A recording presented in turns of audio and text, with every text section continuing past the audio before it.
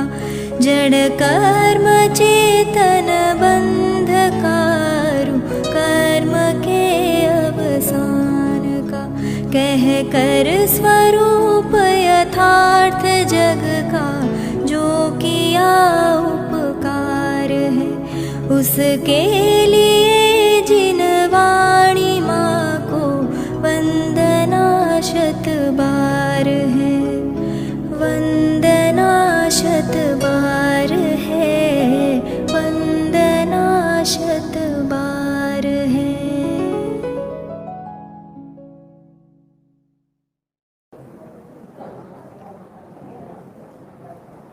आदहिदं कादवं जदि सक्कदि परहिदं पिकादवम् आदहिद परहिदादो आदहिदं सुट्ठुकादवम्।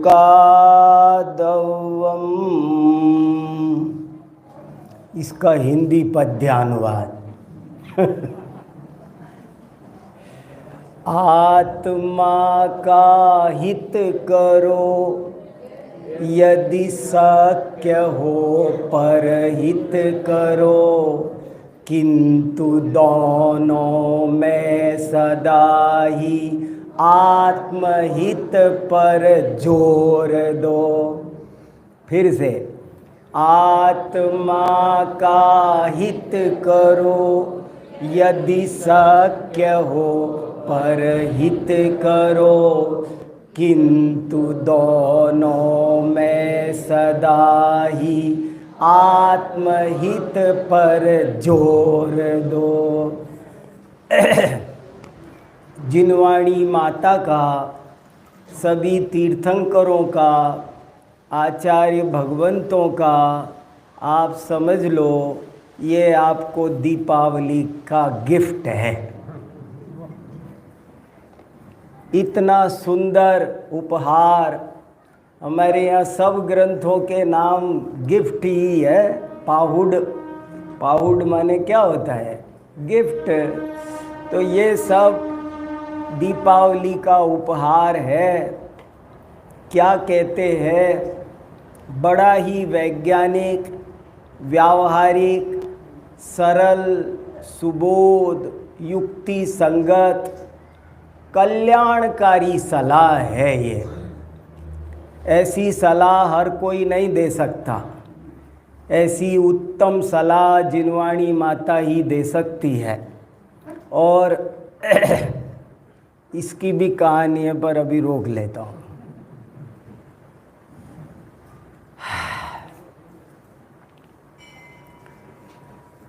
हमने अनेक प्रकार से, अनेक तर्कों से अभी तक ये स्थापित किया कि हमको पूरी दुनिया के चेतन अचेतन सब पदार्थों की चिंता छोड़कर पूरी तरह अपना फोकस अपने ऊपर करना है।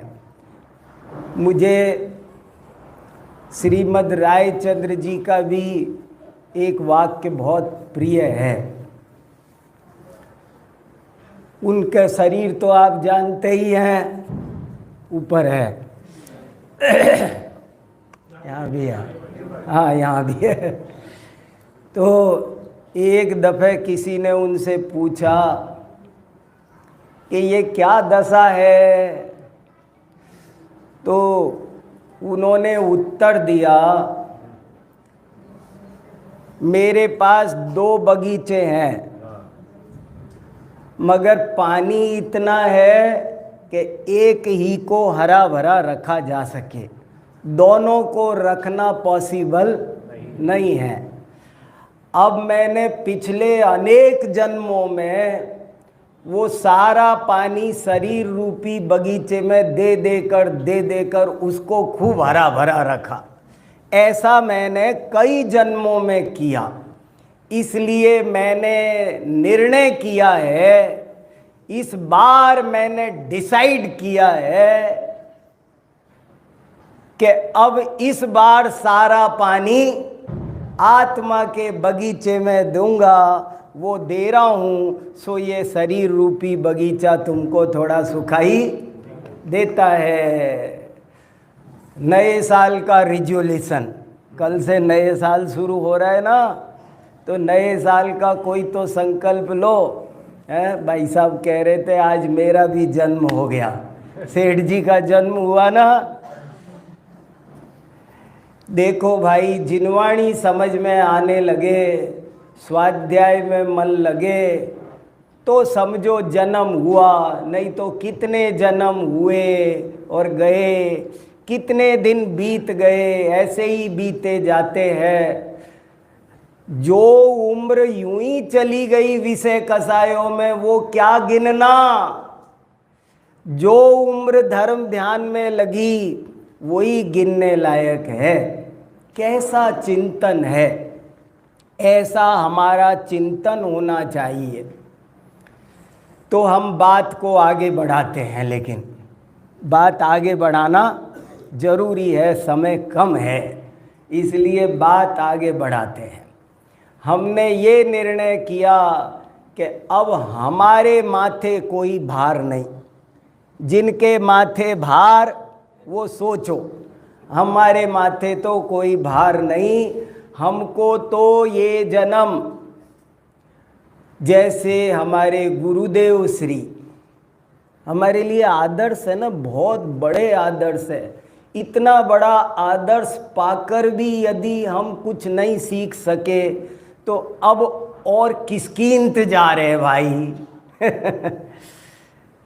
कैसी भावना। मुझे एक वाक्य बहुत प्रिय गुरुदेव श्री का प्राय प्रतिदिन याद आता है। ये भव का अभाव करने के लिए मिला है, किसी को राजी करने के लिए, किसी का मत पोषण करने के लिए मिला नहीं है। ये मेरी लाइफ है ना। अगर गलत सोच लूंगा, गलत जान लूंगा तो आप सबका बुरा नहीं होगा। मैं कह दूंगा वो देवलाली में सब मानते थे सो मैं भी मान लिया, ऐसे नहीं चलने वाला। ये मेरा जीवन है, ये भव के अभाव के लिए मिला है, किसी को राजी करने के लिए नहीं मिला, किसी का मत पोषण करने के लिए नहीं मिला। तो हमको पहले ये निर्णय करना है कि हम परहित नहीं कर सकते हैं। हमको पूरा काम, हमारे पास समय कम है, शक्ति कम है, काल भी विषम है, हमारी क्षमता भी बड़े बड़े तीर्थंकर आदि इस दुनिया को नहीं सुधार सके। तो हम क्या, लोगों ने जगत उद्धार के बीड़े उठा रखे हैं, माथे पर बोझ ले रखा है, तरह तरह परेशान रहते रात और दिन। सो अब सारा बोझा उतार के शांति से ये जो बिजली की चमक जैसा मनुष्य जीवन, जो चक्रवर्ती की संपदा, सौधर्म इंद्र के वैभव से भी ज्यादा जिसका कीमती एक एक दिन है, ऐसा हमारे पास टाइम को अगर हम आत्महित में लगाएंगे तो आत्महित संभव है, और नहीं तो इधर उधर तो तेजी से भागा जाता है। दिन पर दिन बीत जाते हैं। दिवाली पर दिवाली आ जाती है ना, फिर दिवाली आ गई, पिछले साल तो गई थी, फिर आ जाएगी, क्या है। इसलिए हमको बहुत गंभीरता पूर्वक हमें आत्महित का संकल्प करना चाहिए। आत्महित करना है बस, और कुछ नहीं करना। क्या पॉलिटिक्स में हो रहा है, ये तो ऐसे ही चलती आई है दुनिया। सिंहासन की छीना झपटी तलवारों की भाषा, ये तो अनादिकाल से चलती आई, अनंत काल तक चलना है। ये तो राज्य का स्वरूप है ऐसा ही। ये दुनिया तो ऐसी ही है। जन्माटवीसु कुटिलासु विनष्ट मार्गान। आचार्यों ने लिखा कि ये संसार तो अटवी के समान, कुटिल अटवी के समान है। ये मनुष्य अहंकार करता है कि मैं व्यवस्था कर रहा हूँ, प्रशासन कर रहा हूँ, पर वास्तव में कोई प्रशासन व्यवस्था कुछ परमार्थ से हो सकती नहीं है। सब ऐसे ही चलते आया है और ऐसे ही चलता रहेगा। जब जैसा स्वरूप है वैसा वैसा होता रहता है। इसलिए कहीं भी 2 मिनट भी अपना समय खराब करने की जरूरत नहीं है। और कभी इस भ्रम में भी नहीं आना कि कभी कभी ऐसा होता है, हम सोचते हैं देखो मैं कितना अच्छा रहा, देवलाली आ गया, मैं स्वाध्याय कर रहा हूँ, मैं 3 दिन, वो देखो वो नहीं आया। देखो हम जो नहीं आया उसको याद कर कर के वो कैसा है, वो नहीं सुधरता, वो भैया कब कौन सुधर जाएगा पता नहीं है। बड़े से बड़े पापी जीव को पलटते पल भर नहीं लगती है और हम धरे रह जाते हैं। हमारा ध्यान वहाँ क्यों जाए, हमारा ध्यान वहाँ क्यों जाए। 2 दोस्त थे, एक कहने लगा मंदिर चलते हैं, पंडित जी आए हैं प्रवचन सुनेंगे। दूसरा कहने लगा नहीं सिनेमा देखने चलते हैं, बहुत अच्छी मूवी आई है। आखिरकार दोनों एक मत नहीं हुए और एक मंदिर चला गया, एक सिनेमा चला गया। जो सिनेमा चला गया वो सोच रहा है मैं फालतू ही आया, ये तो बेकार कुछ नहीं, कितना वो तो प्रवचन सुन रहा होगा, कितना अच्छे भेद विज्ञान का अभ्यास करता होगा, मैं कैसा पापी यहाँ आया, वहाँ देखो वो कितना। और वो जो प्रवचन सुन रहा था, प्रवचन में बैठा था,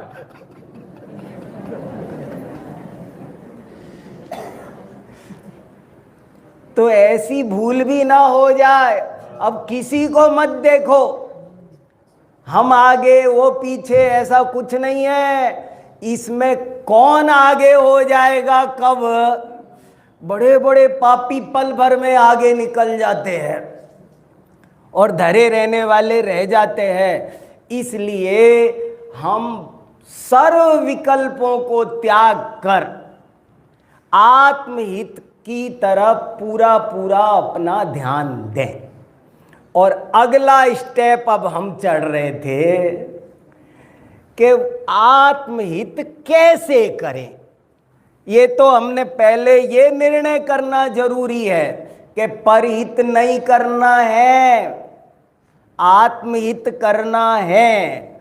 और अब अगली बात है कि आत्महित कैसे करें। तो मैंने एक बात ये जोर देकर कहना चाहिए थी, हालांकि वो मैं और भी जोर देकर कहना चाहता हूँ और बहुत थोड़ा विस्तार के साथ कहना चाहता हूँ। मैंने बहुत विस्तार से कई दफ़े कहा है, खूब लिखा है, खूब सोचा है।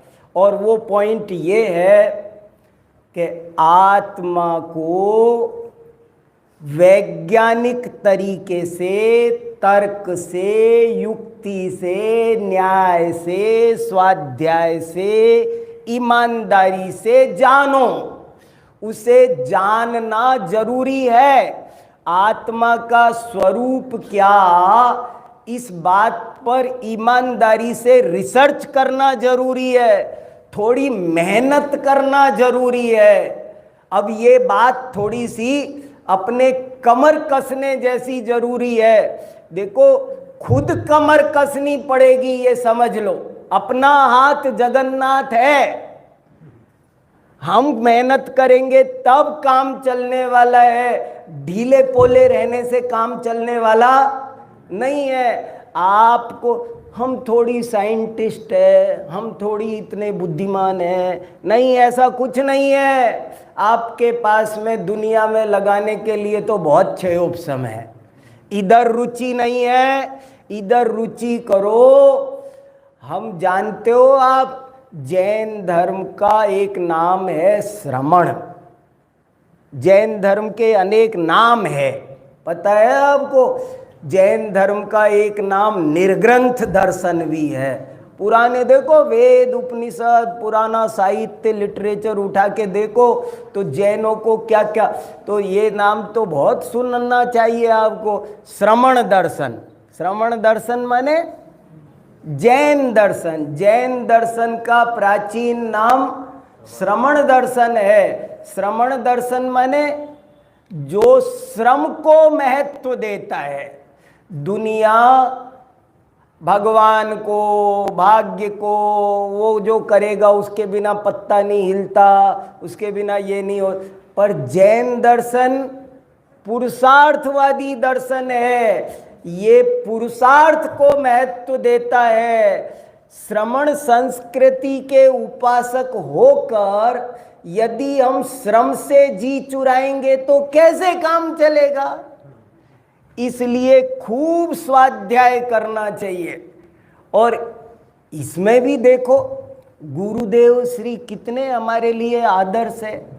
कितना स्वाध्याय किया, जीवन भर कहाँ ध्यान दिया, कहाँ फोकस किया उन्होंने कैसे कैसे कितने ग्रंथों के कोई ग्रंथ छोड़ा होगा? उनकी अलमारी देखो कैसे पेंसिलों से, मैंने तो आंखों देखने का सौभाग्य मिला मुझे। यहाँ कंधे पे हाथ रख के चले, कैसे कितना प्यार से, कितना वात्सल्य देकर उन्होंने हमको सुनाया। 1 महीने तो मैं उनके साथ रहा लगातार। कैसा महापुरुष, कितना स्वाध्याय करते थे, कितने पवित्र मन से करते थे। स्वाध्याय दूसरे को दिखाने के लिए करते थे। हम जरा मंदिर आए, आज तो मंदिर में कोई था ही नहीं। अरे किसको देखने गए थे भाई साहब? नहीं, मंदिर दर्शन करने आते हैं वो कहते आज तो कोई था ही नहीं मंदिर में। मैंने कहा और किसको देखने गए थे तुम? जिसके दर्शन करने गए थे वो थे कि नहीं थे? तुमको क्यों कष्ट हो रहा है कि और कोई नहीं मिला? तो मन को बहुत पवित्र करने की जरूरत है।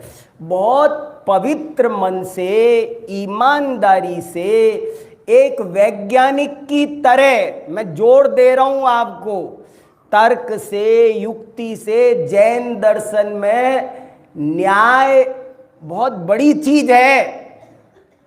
उस पर सब जानते हैं, मैं तो न्याय खूब पढ़ाता हूं। तो न्याय से, तर्क से, युक्ति से आत्मा का स्वरूप तय करो। उसके बारे में दुनिया में बहुत भ्रांति चलती है। उनको सुनकर आपको जरा भी शंका नहीं होनी चाहिए, संदेह नहीं। आप जब स्वयं निर्णय करोगे तब ऐसा होगा। औरों के देखा देखी नहीं, कुल अपेक्षा नहीं, कितने अपेक्षा नहीं नहीं नहीं नहीं नहीं, सब लिखा ने 7वें अधिकार में। और फिर लिखा परीक्षा रहित, आज्ञानुसारी भी नहीं। परीक्षा रहित, आज्ञानुसारी भी नहीं। खुद परीक्षा करो, एक एक पॉइंट पर, आत्मा के स्वरूप पर क्या क्या पॉइंट है लिखो और उस पर बहुत शांति से चिंतन करो, तर्क करो, युक्ति से विचार करो। नहीं समझ में आई तो पूछो, शास्त्र पढ़ो, तब जाके निर्णय होगा। अभी एक दिन की बात है, एक आदमी ने मेरे से कहा शरीर ही आत्मा है, शरीर के अलावा आत्मा कुछ नहीं। तो मैंने उनसे कहा आप तो डॉक्टर है ना? बोले हाँ। बोले मैं मेडिकल, हमारे एम्स में डॉक्टर। हमने कहा आप तो डॉक्टर है। बोले हाँ डॉक्टर हूँ। तो मैंने कहा आजकल तो इतनी सुविधा, आजकल तो विज्ञान मेडिकल साइंस इतना डेवलप हो गया है कि अभी अगर विपुल भाई मुझे वहाँ बॉम्बे हॉस्पिटल में भर्ती कर दे 1 महीना, तो धीरे धीरे मेरा ये पूरा शरीर बदल देंगे, सब बदल देंगे। आँख, नाक, किडनी, हार्ट, पूरी स्किन हटा के दूसरी स्किन लगा देंगे, सब कुछ टोटल चेंज कर देंगे। 1 महीने के अंदर एक परमाणु इस शरीर का नहीं बचेगा, पूरे दूसरे परमाणु आ जाएंगे। और फिर मुझे यहाँ बिठाना, फिर सुनाऊंगा आदहिदम कादवम जदि सक्कदि परहिदम पिकादवम। यदि शरीर आत्मा होता, यदि शरीर आत्मा होता तो ये तो सारा गया, पुराने शरीर का एक परमाणु नहीं बचा। और फिर भी ज्ञान वही, मैं पहचान जाऊंगा कौन कौन कौन कौन है। ये क्या, ये कैसे? इससे सिद्ध होता है कि शरीर आत्मा नहीं है। ऐसे तर्क से, युक्ति से मैंने बहुत हजारों घंटे सोचा है, चिंतन किया है, समझा है बात को। आपको भी आत्मा का स्वरूप भली भांति समझना है, वैज्ञानिक की तरह। मैं कहता रहता हूं ना, वैज्ञानिक साइंस कैसे पढ़ते हैं? साइंस का पहला पाठ है कि सही बात सही है चाहे दुश्मन बोले, और गलत बात गलत है चाहे हमारा बाप बोले। और कोई भी बात परीक्षा करके मानना। अगर टीचर ने कहा कि H2O बराबर वाटर, तो ऐसे नहीं मानना।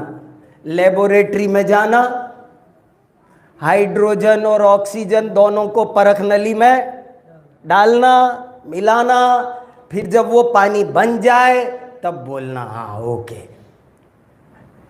ऐसा जैन धर्म है। ये पोपाबाई का राज, ये अंधविश्वास नहीं है। अगर आपको ये अवसर, जो इतनी रुचि आपको जगी गुरुदेव की कृपा से, उनके आशीर्वाद से, इतनी जो भावना, देखो सब लोग कैसे, आप सब लोग बहुत प्यार से सुनते हो। मेरा इतना मन करता है, क्या करूं बताओ, कैसे करो? सब लोग बहुत प्रेम से सुन रहे, सब रुचि लेके कहाँ कहाँ से निकल कर आए। अब संकल्प करो, एक, अगर यहाँ कोई एक भी ऐसा बैठा हो जो नित्य स्वाध्याय नहीं करता हो, तो इस दिवाली देवलाली में संकल्प लेके जाओ कि मैं एक भी दिन बिना स्वाध्याय के नहीं रहूंगा। इससे बढ़िया दिवाली कोई नहीं हो सकती। मेरे से पूछो तो मैं सबसे बढ़िया बात ये कहूंगा कि एक तो रोज स्वाध्याय करो, और जो 1 घंटा करता हो वो 1.5 कर दो, जो 1.5 करता हो 2 कर दो, 2 वाले 3 कर दो, 3 वाले 4 कर दो, 4 वाले 5 कर दो, 5 वाले 6 कर दो। बढ़ाओ, 24 घंटे स्वाध्याय करने की आदत डालो। ये, इसका महत्व समझो, इसकी महिमा जानो। आज ये अवसर ऐसे ही नहीं आया है। स्वाध्याय करने से, ऐसा लिखा है मूलाचार में, विनयेण सुधमदीदम जम किम विपमादेण होदि विसरिदम तो पर भवे वट्ठदी केवलनाणम च आवहदी। कि जो व्यक्ति प्रीति पूर्वक स्वाध्याय करता है, वो कुछ ना भी समझे तो उसके उस काल असंख्य कर्मों की निर्जरा होती है। और भले वो कुछ ना समझे, जो थोड़ा बहुत समझे वो भी थोड़ी देर में भूल जाए भले, लेकिन चिंता की बात नहीं है। यदि वो प्रीति पूर्वक स्वाध्याय करता रहेगा तो आज नहीं कल, कल नहीं परसों, इस भव में नहीं अगले भव में वो नियम से श्रुत केवली या केवली बनेगा। ऐसे लिखा है, मूल गाथा में लिखा है। इसलिए स्वाध्याय जरूर से जरूर करना, रोज करना, व्यवस्थित ढंग से करना। ग्रंथ को शुरू से अंत तक पढ़ना, कुछ थोड़ा बहुत याद भी करना, वाचना, प्रच्छना, अनुप्रेक्षा, जैसे स्कूल में पढ़ते हो ना, ऐसे पढ़ने का। यहाँ ऐसे नहीं है कथा सुनी और पार हो जाओगे, ऐसे तो कहते बस कथा सुन लो तिर जाओगे। यहाँ ऐसे नहीं है, समझना जरूरी है तो करके काम चलेगा। स्वाध्याय का महत्व हृदय में, अरे आज सब अनुकूलताएं मिली है। मेरे घर के नीचे एक सब्जी वाला सब्जी बेचता है, तो वो मैं देखता हूँ कि वो सुबह सब्जी मंडी, हमारे घर से बहुत 10-15 किलोमीटर दूर सब्जी मंडी है, वो सब्जी मंडी में जाके सब्जी लेके सुबह 6 बजे सब्जी की दुकान लगा लेता है और रात 9 बजे 10 बजे तक सब्जी बेचता है। मैं ये सोचता हूँ अगर मेरे पास भी दाल रोटी का इंतजाम नहीं होता, मैं गरीब होता, दाने दाने को कुछ दिक्कत होती, तो मैं भी कहीं ऐसे ही कुछ मजदूरी करता कि नहीं। लाखों मजदूर कर रहे हैं कि नहीं कर रहे। कितने मजदूर सुबह निकलते 5 बजे, रात 10-10 बजे तक घर में घुसते, 12-12 बजे तक करते हैं ना। आज हमें किसी भाग्य से, पूर्व पुण्य से अनुकूलता मिली है, हमें वैसी ज़रूरत नहीं है, तो इसका मतलब ये है कि हम तान खूंटी सोते रहें। अरे वो 3 बजे उठ के सब्जी मंडी जाता है, हमें तो सिर्फ शांति से उठ के स्विच ऑन करके स्वाध्याय शुरू करना है यहीं बैठे बैठे। वो भी नहीं कर सकते हम। क्या हो गया हमको?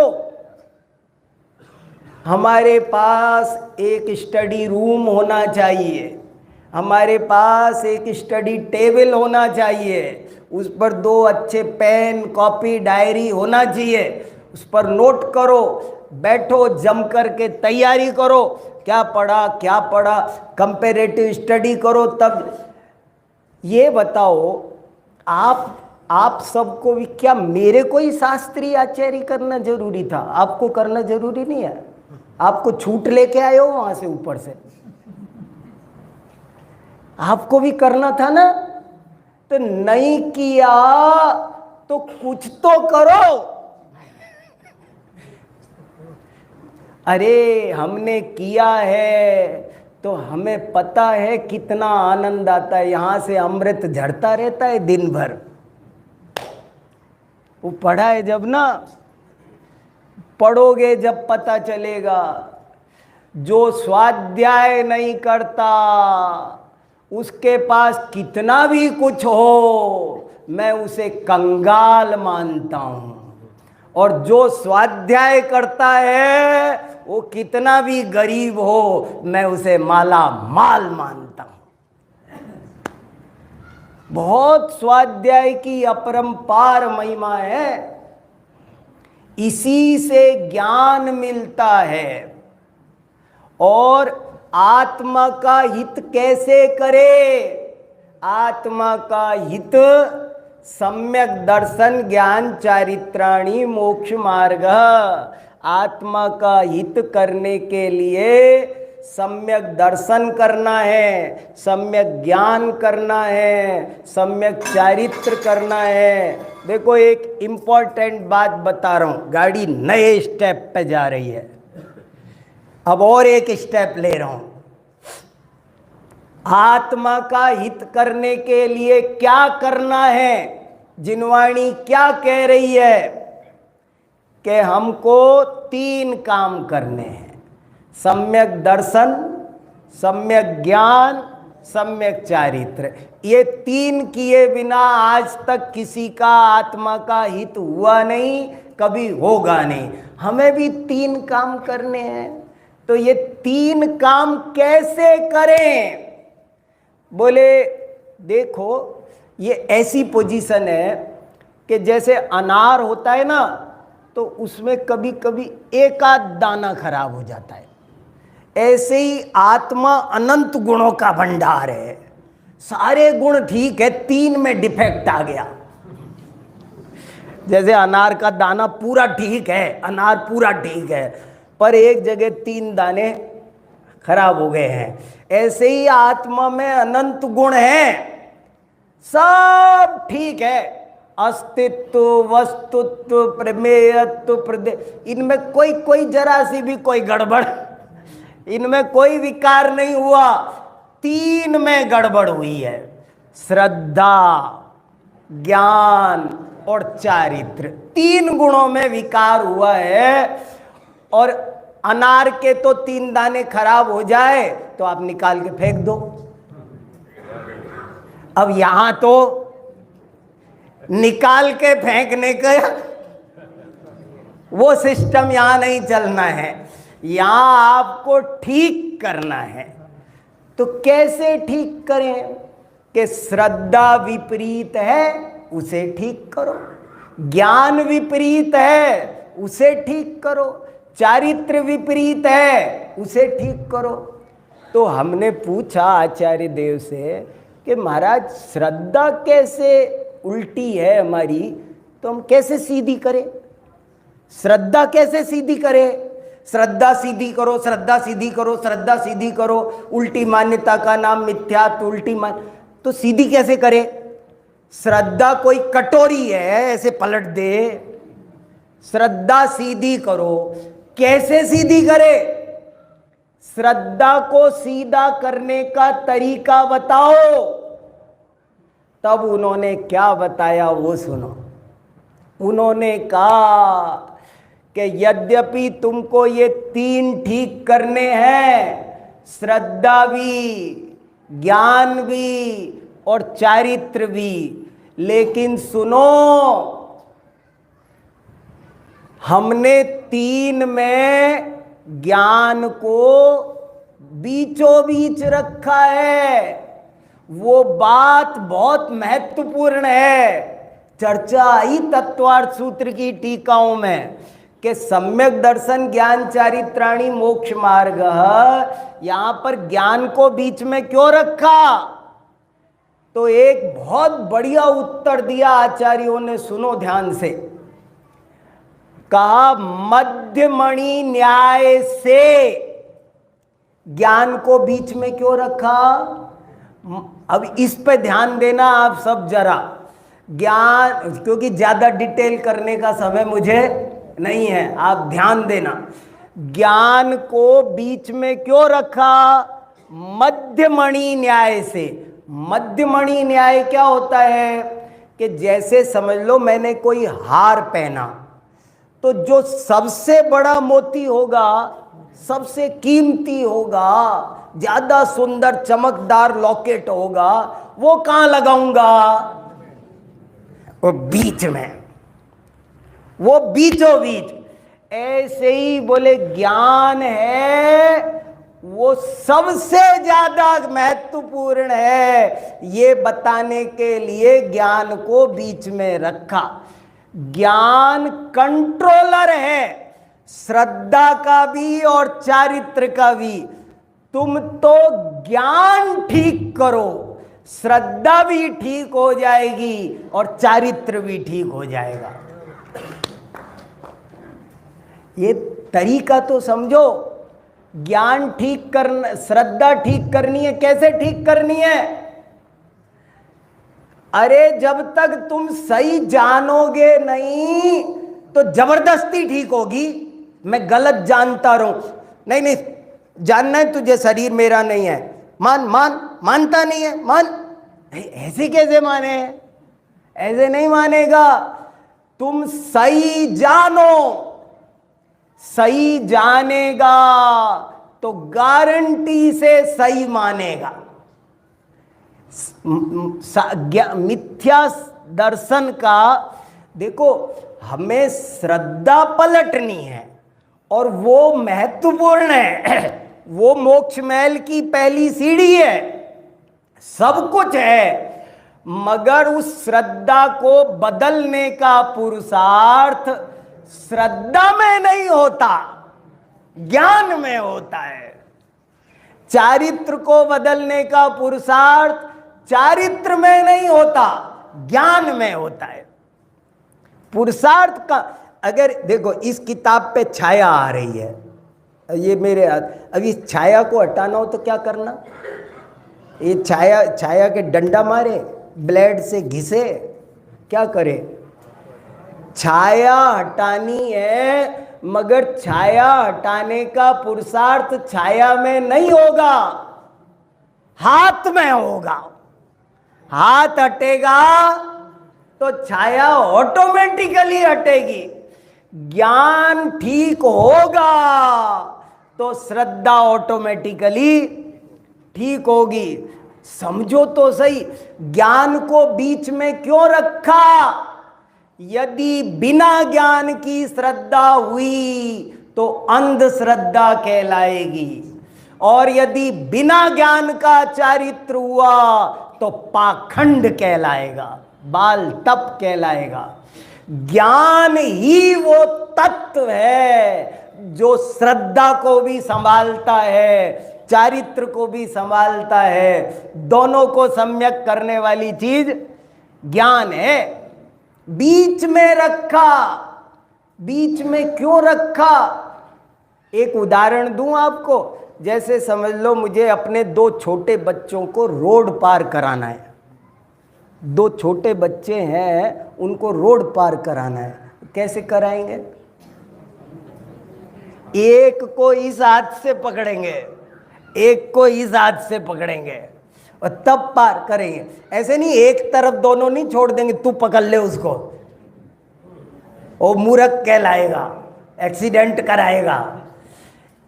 ताकि मैं दोनों को संभाल सकूं, तो श्रद्धा और चारित्र को संभालने वाला ज्ञान है। और ऐसा यह ज्ञान ईमानदारी से, पवित्र मन से, वैज्ञानिक ढंग से निरंतर स्वाध्याय करने वालों को प्राप्त होता है। इसलिए लाख काम छोड़ करके स्वाध्याय नित्य करना, घर में बेटी की शादी हो उस दिन भी नहीं छोड़ना। यही तो चक्कर है, सम्यक नहीं हुआ। बहुत देखो, ईमानदारी से नहीं समझा, ऊपर ऊपर से रट लिया। उसने 11 अंग 9 पूर्व किताब समय सार की गाथाएं पढ़ ली, याद हो गई। याद होना न्यारी बात है। इसलिए मैं कह रहा हूं, H2O वाटर का उदाहरण क्यों दिया? परख नली में जाके देखा, खुद परीक्षा की। दिन में कितना बढ़िया सुना रहे थे भाई साहब हेमचंद जी, विचार कर विचार कर विचार कर। कितनी बार? 245 बार मोक्ष मार्ग प्रकाशक में लिखा, विचार कर। स्वयं विचार नहीं किया, ऊपर ऊपर से रट लिया, इसलिए हुआ ऐसा। विचार कर ले तो हो जाएगा। सारा खेल विचार का, एक ही बात में सब भरा हुआ है। अगर वो विचार ले, अक्षर अष्ट प्रवचन मात्रिका ऐसे लिखा है धवला में, अक्षर मात्र श्रुतक ज्ञान भी सम्यक हो जाए तो केवल ज्ञान को बुला लेता है। विचार करके निर्णय करने की जरूरत है, ईमानदारी से वैज्ञानिक ढंग से समझने की जरूरत है। इसलिए ज्ञान को शांति से निर्मल दिखाने के लिए नहीं, मान के लिए नहीं, पुरस्कार के लिए नहीं, भेद विज्ञान। मैंने सुबह कहा था ना, हमें गुरुदेव दृष्टि देकर गए हैं। भेद विज्ञान, आत्मानुभूति, ये हमारा कुतुबनुमा है। इस दृष्टिकोण से पढ़ना है। दृष्टिकोण ठीक होना चाहिए। उस भावना से समझकर ईमानदारी से यदि पढ़े, ऐसे देखो प्रवचन सार में गाथा है स्वाध्याय की 86 नंबर की गाथा है, और उसमें और आगे पीछे और चरणान योग सूचक चू लिखा जाओ, बार बार देखो 10 धब्बे लिखा। कुछ नहीं, एक ही काम करना है, स्वाध्याय करो। आगम चेठा तदो जेठा, कैसे भी करके स्वाध्याय करते रहने से, ईमानदारी से बात को समझते रहने से सारी बातें समझ में आती है।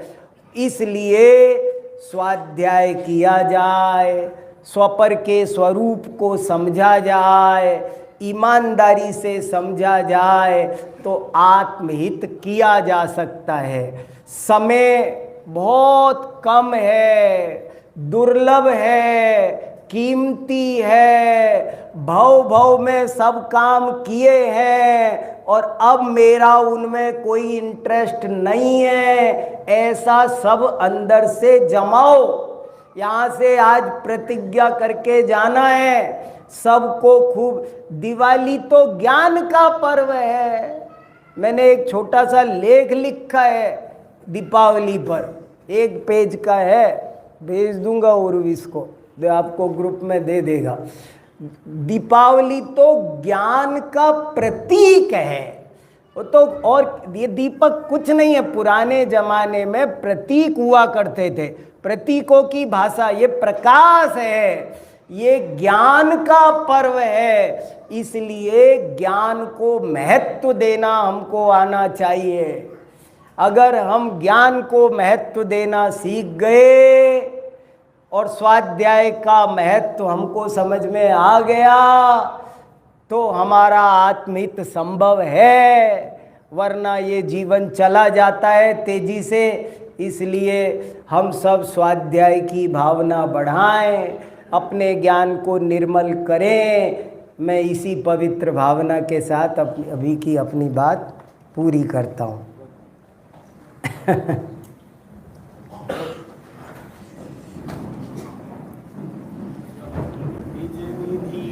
प्रश्नोत्तर करना थे ना, जैसा करना हो बोलो। हाँ हाँ हाँ, मेरे पास आए। हाँ नहीं, मैंने इसलिए पूरा किया कि अब समय है प्रश्नोत्तर का। अब मेरे पास बहुत प्रश्न आए रखे हैं और मैं अभी तक ले नहीं सका। तो आप कहो तो थोड़ी देर 15 मिनट, जिनको जाना हो वो जाओ आराम से, जिनको जाना हो ना वो आराम से जाओ। पर जिनने कुछ प्रश्नोत्तर, मैं थोड़ी देर 15 मिनट यहीं बैठा हूँ अभी। आप जाकर क्या करेंगे बाहर? भाई साहब की इतनी रोचक शैली है, और जो आपके प्रश्न हैं उसको नए वैज्ञानिक तरीके से भाई साहब बताएंगे। इसलिए सभी लोग बैठे 10-15 मिनट। हाँ जी, प्रश्न मंच शुरू होता है। देखो, एक प्रश्न आया है, मैं एक एक प्रश्न आपको पढ़ता हूँ और उसका उत्तर देने की कोशिश करता हूँ। एक प्रश्न आया है कि आपने कल कहा था कि गाथा पढ़ने की भी कोई विधि होती है और हमको उस विधि से गाथा पढ़ना चाहिए, तो आप वो विधि बता दो। गाथा पढ़ने की विधि हमारे जैन शास्त्रों में ही मिलती है। हमारे आचार्यों ने छंद क्या होते हैं, छंद कैसे पढ़े जाते हैं, संस्कृत छंदों पर अलग किताबें लिखी है, हिंदी छंदों पर अलग किताबें लिखी है और प्राकृत छंदों पर अलग किताब लिखी है। प्राकृत के छंदों पर एक बहुत सुंदर किताब पाई जाती है, उसका नाम है प्राकृत पेंगलम। इतनी मोटी किताब है, 1000 पेज की, और उसमें कम से कम 1000 छंदों का वर्णन है। कितने सारे छंद हैं और कैसे कैसे पढ़े जाते हैं। तो गाथा, ये जो समय सार में जितनी लिखी है, कुंद कुंदाचार्य ने जितनी लिखी है, ये जो अभी हम आद इदम पढ़ रहे हैं, ये कौन सा छंद है? गाथा। संस्कृत में इसी को आर्या कहते हैं, प्राकृत में इसको गाथा कहते हैं, गाहा भी कह देते हैं। गाहा बोलो या गाथा। तो इसको पढ़ने का क्या तरीका है? हमारे आचार्य ने कहा, पढ़मम तु हंस पयम बीए सीहस विक्रमम जादा तीजे गयवर लुलियम चौथरम ऐवरम होई। क्या मतलब हुआ इसका? कि गाथा के 4 चरण होते हैं। पहला चरण हंस की चाल से पढ़ना चाहिए, दूसरा चरण सिंह की चाल से पढ़ना चाहिए, तीसरा चरण हाथी की चाल से पढ़ना चाहिए और चौथा चरण सर्प की चाल से पढ़ना चाहिए। क्यों पढ़ना चाहिए वो भी खुलासा किया उन्होंने कि देखो जैसे कैसे पढ़ना चाहिए।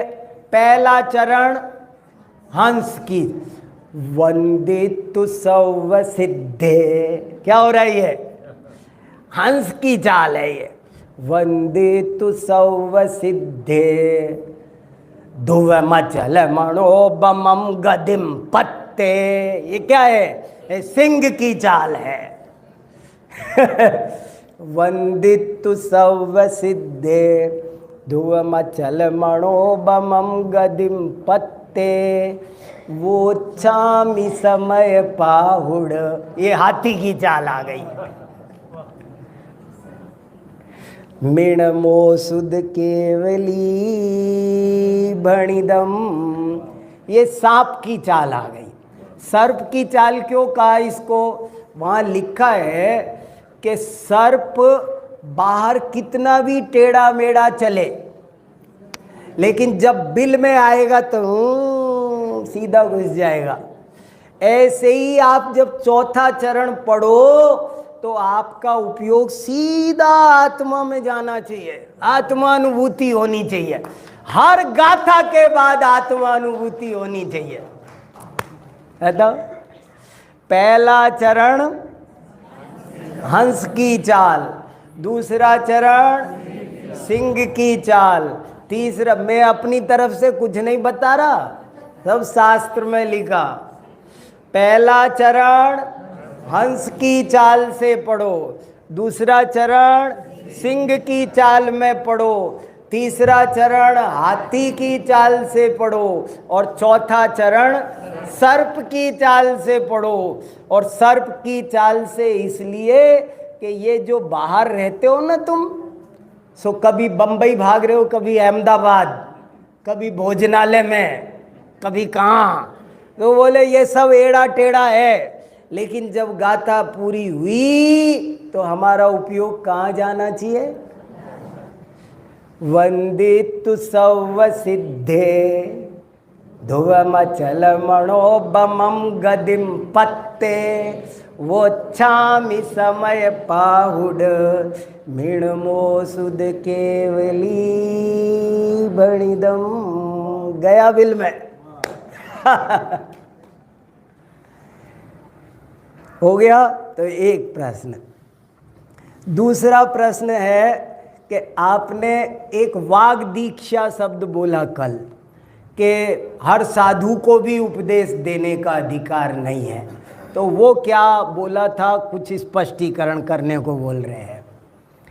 देखो, हम ऐसा समझते हैं कि उपदेश तो मुनि महाराज तो सब दे ही सकते हैं कम से कम, पर ऐसा नहीं है। मुनिराज को हमारे यहाँ साधु कहते हैं। साधु माने जो साधना करे। एक श्लोक है साधु के लिए, ये व्याख्यांति न शास्त्रम ददाति दीक्षादिकम च शिष्याणाम ज्ञान रतास्तेत्र साधवोत्र गेया। कि जो शास्त्र नहीं पढ़ाते, प्रवचन नहीं करते, कुछ नहीं करते, 24 घंटे एक अपने निज भगवान शुद्धात्मा की आराधना साधना जो करते हैं वो साधु है। साधु दीक्षा देने का मतलब है आपको केवल आत्महित की साधना करनी है। ये शास्त्र का स्पेशल निर्देश है। कोई प्रश्न पूछे तो उत्तर नहीं दे सकते, कुछ पढ़ा नहीं सकते, प्रवचन नहीं कर सकते। तो प्रवचन कब कर सकते हैं? तो आप पढ़ो मूलाचार, उसमें लिखा है कि आचार्य उनको काफ़ी दिन तक ट्रेनिंग देते हैं, और जब वो ट्रेनिंग पूरी हो जाए और उनको लगे कि अब ये प्रवचन कर सकता है, तो जैसे दीक्षा का एक कार्यक्रम होता है, जैसे मुनि दीक्षा दी जाती है, ऐसे ही पहले एक सिस्टम चलता था। उस सिस्टम को कहते थे वाग दीक्षा। इस पर एक किताब भी है, हमारे कुंद कुंद भारती से छपी है, वाग दीक्षा उसका नाम है। वाग दीक्षा माने वचन बोलने का अब अधिकार अब मिला। आज के पहले वचन क्योंकि वचन बोलना आसान काम नहीं है, बहुत खतरनाक है। कार चलाना, बिना लाइसेंस के कार चलाते हो? नहीं चलाते ना तो आप चलाते, और चलाओ तो चलाने नहीं देते हो। लेकिन ये लोगों ने जबान संभाल चलाना इतना आसान समझ रखा है। कार चलाना कुछ खतरनाक नहीं है, जबान चलाना बहुत खतरनाक है। एक आदमी कुछ गलत बोलता है कि पूरी समाज पर आपत्ति आ जाती है, पूरे संघ पर आपत्ति आ जाती है। ऐसा लिखा है कि कभी ग्राम, जनपद, राज्य, अन्य धर्म इनके विरुद्ध नहीं बोलना, और साधुओं को स्पेशल इंस्ट्रक्शन है। और ऐसा लिखा है, आचार्य को कहा है कि यदि कोई बोल दे तुम्हारा संघ का साधु, तो उसे पारंचिक प्रायश्चित्त देना। पारंचिक प्रायश्चित्त माने नगर के बाहर निकालना। कितने बड़े, तो उपदेश देना सही है, हम तो बोलेंगे नहीं सही भी नहीं बोल सकते आप। सत्यमपि विपदे, रत्नकरंड श्रावकाचार्य में लिखा है, सत्य बोलोगे विपत्ति आ जाएगी। पूरी समाज पर गलती एक करता है, मगर इसलिए वाग दीक्षा की व्यवस्था थी। अब आप सोचो, ये तो मैंने खुलासा नहीं किया, कल आपने पूछ लिया। जब मुनि महाराज को भी ऐसे ही कुछ किसी का परहित करने का अधिकार नहीं दिया, तो हम और आप किस पेड़ के पत्ते हैं? किस खेत की मूली? मत बोलना कभी, मूली फूली अपन खाते नहीं, क्यों बोलना है कि नहीं? अपन किस पेड़ के पत्ते भैया? तो इसलिए ऐसे नहीं बोलना, ठीक है? बहुत सोच, पर हित का काम करने वालों को करने दो। जिसकी भली होनहार होगी वो हमें देख के समझ जाएगा।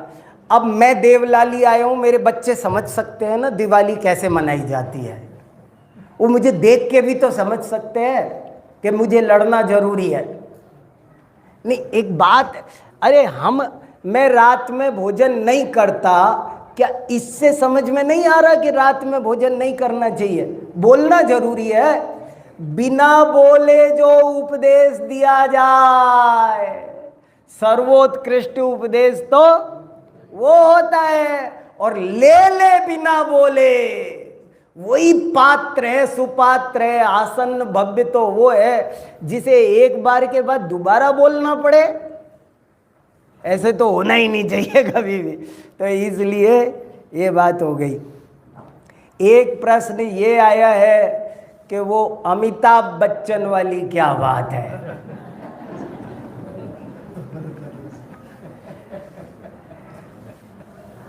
ये घटना आपको आज पता चली है। ये घटना सन 2013 की है। ये घटना सन 2013 की है। एक दिन कौन बनेगा करोड़पति में प्रश्न पूछा कि भैया हमारे देश का नाम भारतवर्ष किस भरत के नाम पर पड़ा है, और 4 ऑप्शन दे रखे थे कि राम का भाई भरत था, कि दुष्यंत पर, 4 नाम दे रखे थे। ऋषभदेव का पुत्र भी था, लेकिन वो टिक नहीं हुआ। ऋषभदेव का पुत्र टिक नहीं हुआ, और दुष्यंत शकुंतला का बेटा भरत उसको सही उत्तर बताया। इत्तेफाक से मैं देख रहा था उस दिन, तो मैंने कहा अरे ये क्या हो गया। उस समय कुंद भारती में आचार्य विद्यानंद जी थे, और मैंने सुबह उठ करके जा करके उनको बताया। मैंने कहा कि ऐसे ऐसे प्रश्न है। बोले ठहरो, अभी चिंता मत करो। वो तो बहुत विशेष विलक्षण प्रतिभा के धनी, बड़े प्रभावशाली व्यक्तित्व, बहुत ज्ञानी। तो बोले रुको अभी कुछ करते हैं। और मेरे से कहा एक लेटर लिखो। एक बढ़िया, हमने 2 दिन लगा के लेटर लिखा। एक माननीय अमिताभ बच्चन जी, आप बहुत विद्वान हो, बहुत अच्छा ज्ञान का प्रचार प्रसार, बहुत अच्छी हिंदी बोलते हो सब ऐसे ऐसे करके लिखा। और आपका ये कार्यक्रम अच्छा है, फलाना ढिकाना, जो कुछ लिखना था वो लिखा। लिखा के कहा, लेकिन आपके बहाने कोई एक इतनी बड़ी सूचना जनता में गलत जाए, ये अच्छी बात नहीं है। ये सही सूचना जानी चाहिए। और हमने उनको 50 पेज का मैटर लेटर के साथ लगाया कि देखो इतने ग्रंथों में लिखा है, हिंदुओं के 18 पुराणों में लिखा है कि ऋषभदेव के पुत्र, जैन ग्रंथों में तो लिखा ही है। मेरी इस किताब में भी वो पहला चैप्टर भरत का भारत ही है। इस कितने ग्रंथों में ये लिखा है कि ऋषभदेव के पुत्र भरत के नाम पर ही इस देश का नाम भारत पड़ा। हमने वो भेज दिया उनको, और भेजने के बाद में हमने ये सोचा कि कौन ध्यान देगा, ऐसे हमारे मन में था। लेकिन हमने सोचा अपने को तो अपना काम करना है, अपना काम अपन को करो, वो ध्यान दे या नहीं दे। कौन कहता है कि आसमान में सुराग नहीं हो सकता? एक पत्थर तो तबीयत से उछालो यारो। तो हमने कहा अपन तो एक उछालेंगे, जो होगी देखी जाएगी। और हमने तो प्रतीक्षा का एड्रेस लिख करके भेज दिया उनका। वो पहुंच गया। पहुंचने के बाद भी थोड़े दिन हमें पता नहीं चला कि क्या हुआ, मिला नहीं। और हमने उसमें ये लिखा, आप हमारी बात हमारे कहने से नहीं मानना, आप और विद्वानों से चर्चा करो, ये सब प्रमाण देखो। लेकिन ये बिल्कुल हस्तामलकवत साफ बात है, आपको कोई गलत फहमी हुई है, इसलिए आप इसको ठीक कर दो तो बहुत अच्छा रहे। ऐसे हमने लिख दिया। और कभी कुंद भारती पधारो, हम आपका स्वागत करेंगे। वो जो फॉर्मेलिटी की बातें होती है वो भी सब लिख दी। अब फिर उसके बाद में 1 महीना बीत गया, 1.25 महीना करीब बीत गया, 1.5-2 महीने बीत गए होंगे करीब।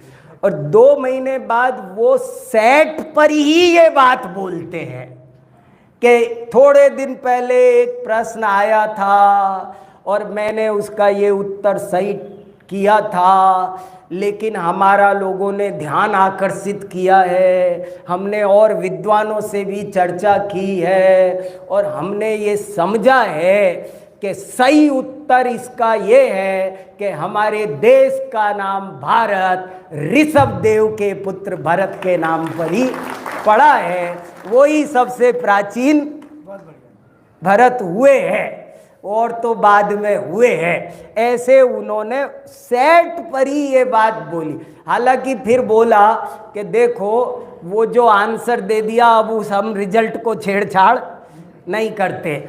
और दूसरी बात ये सुन लो कि मैं कुछ नहीं करता हूँ, वो सब कंप्यूटर में उत्तर ये जो हमारी टीम फीड करके देती है वो करता हूँ मैं। आप लोग मुझे मत समझो कि मैं ज्ञानी आदमी हूँ, वो तो जो कंप्यूटर बोलता है वही सही हो जाता है।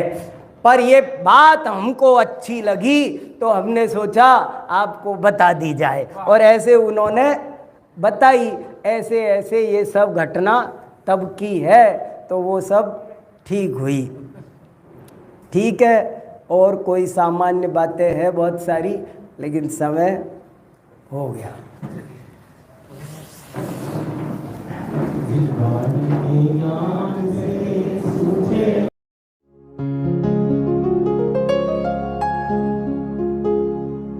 निज निधि निज में बताए यह अनंत उपकार है, उसके लिए जिन वाणी माँ को वंदना शत बार है, वंदना शत बार है, वंदना शत बार है।